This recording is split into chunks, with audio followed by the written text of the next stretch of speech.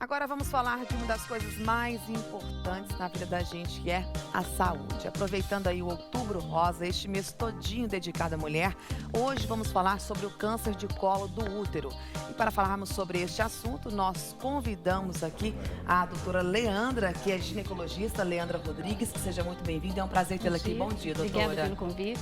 Começando para a gente esclarecer para o pessoal de casa, o que ocasiona o câncer do colo de útero? O que provoca o câncer? O câncer de colo de útero, ele está muito ligado à infecção por HPV, que é um vírus, na maioria das vezes sexualmente transmissível, preponderantemente sexualmente transmissível, e que, segundo os dados do INCA, a gente acredita que hoje 80% das mulheres sexualmente ativas estejam contaminadas com esse vírus. E por falar em dados do INCA, nós temos algumas informações que nós trouxemos dessa fonte de pesquisa que eu queria que você comentasse pra gente. Pode ser, doutora Leandra? Sim, claro. Na tela pra gente a primeira cartela, Bruno, olha só.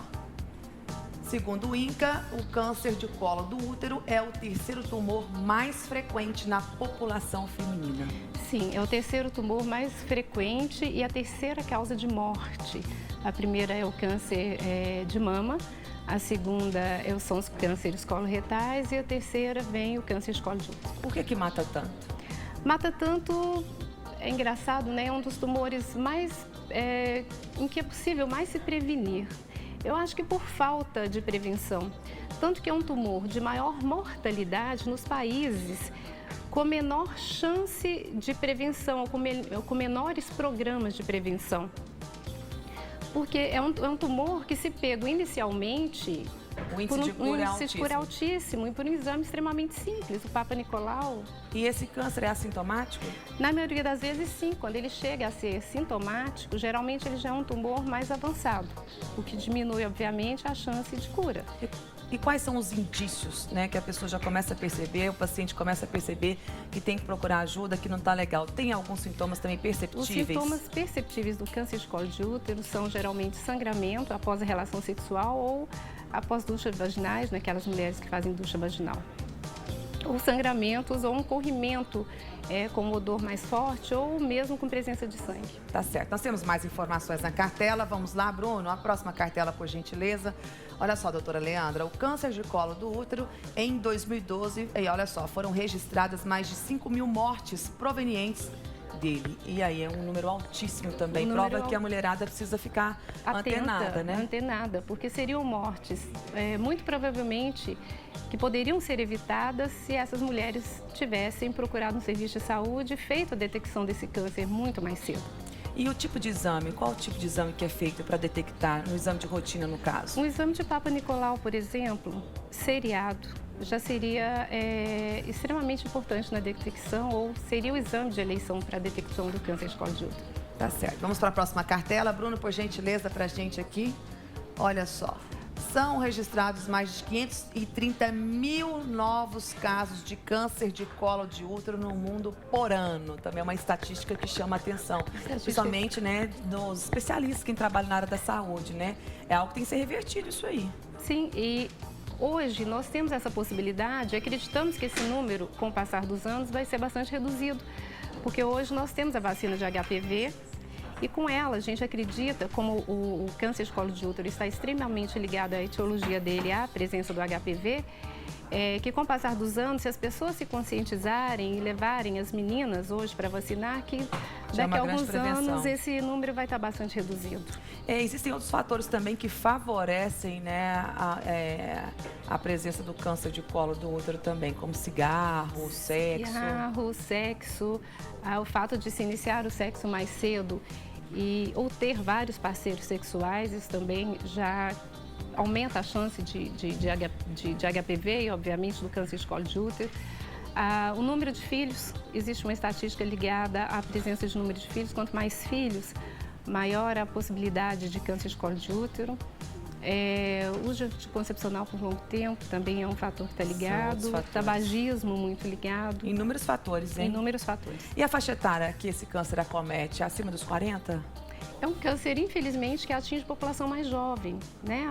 35 anos aos 50 anos, uma média de 45. Tem muitas dúvidas a respeito dessa doença, infelizmente, né? Mas a prevenção é o melhor caminho. Nós lançamos o tema logo no início, também na nossa fanpage, temos participações e quem traz pra gente é ele, Fernando Prado. Bom dia para você, como foi de feriado, tudo bem? Muito bem, muito bem. Com você também? Foi bem também, graças a Deus. Tem muita participação? Tem sim. Bom dia para você, bom dia, doutora Leandra. Bom dia. Realmente é um tema que movimenta o nosso público feminino que assiste Amanhã Total e precisa, claro, de uma explicação para a gente poder tirar as dúvidas, né? Aqui na tela nós temos a Marlene Gomes, do bairro Martelena, da cidade de Uberlândia. Ela pergunta, todo HPV resulta em câncer, doutora? Boa pergunta, hein? Não, os HPVs que vão resultar em câncer são os tipos de HPV que a gente chama de mais oncogênicos, são aqueles mais agressivos e mais ligados ao câncer, que seriam basicamente o HPV 16 e 18. Ok. Respondido. Nós temos aqui a Mariane Moura, do bairro Guanabara, em Patos de Minas. O exame de Papa Nicolau é o único que detecta o câncer de colo? Na realidade, ele é a porta inicial para a detecção do câncer de colo de útero. É o exame básico através do qual você pode ser direcionado para outros que vão confirmar ou não a presença desse câncer. É importante também frisar aqui, você disse pra gente que acima dos 35 a gente tem que ficar atenta.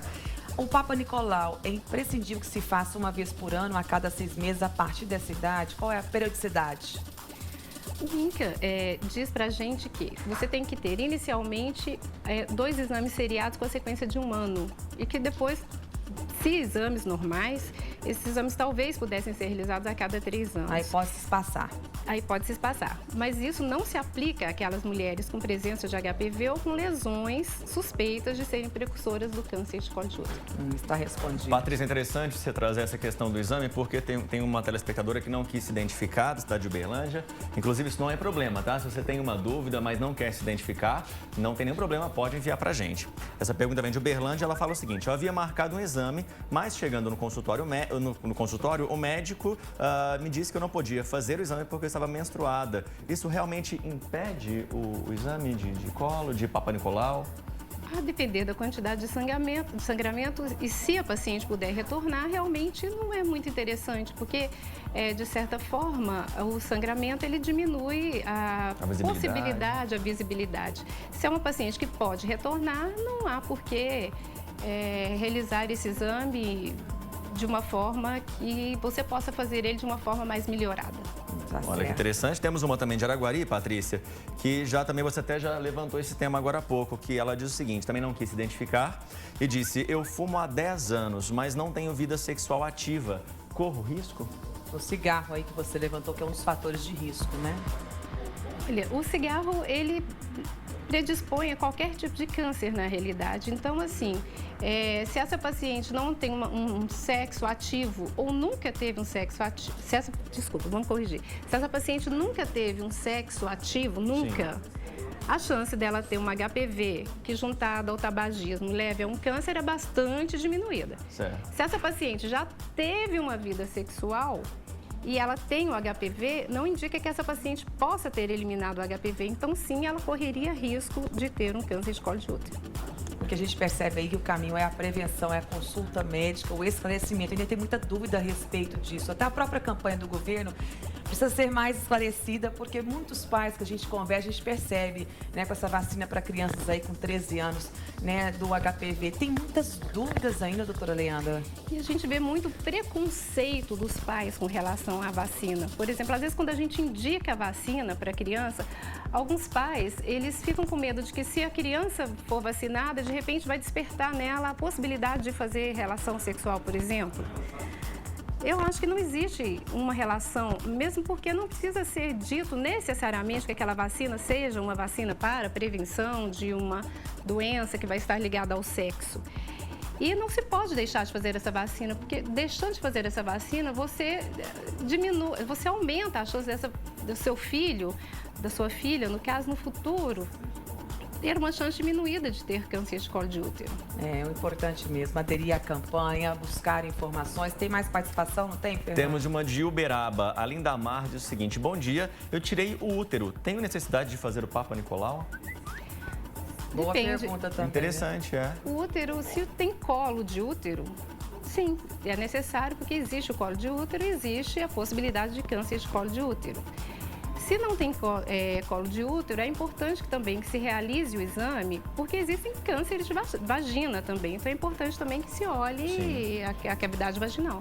A mulher que tem casos de câncer de colo de útero já na família, já registrado, tem que redobrar a atenção? Não é um câncer que esteja ligado exatamente à genética, mas a gente deduz que, se já tem caso de câncer na família, é uma família que talvez tenha mais possibilidade de ter células oncogênicas, que são células que se transformam, se mutam para câncer. Então, acho que também deve ser olhado. Tá certo, nós estamos encerrando o nosso bate-papo aqui. Fernando, obrigada pela participação aí, também aos telespectadores que nos enviaram as perguntas. Muito bom participar sempre.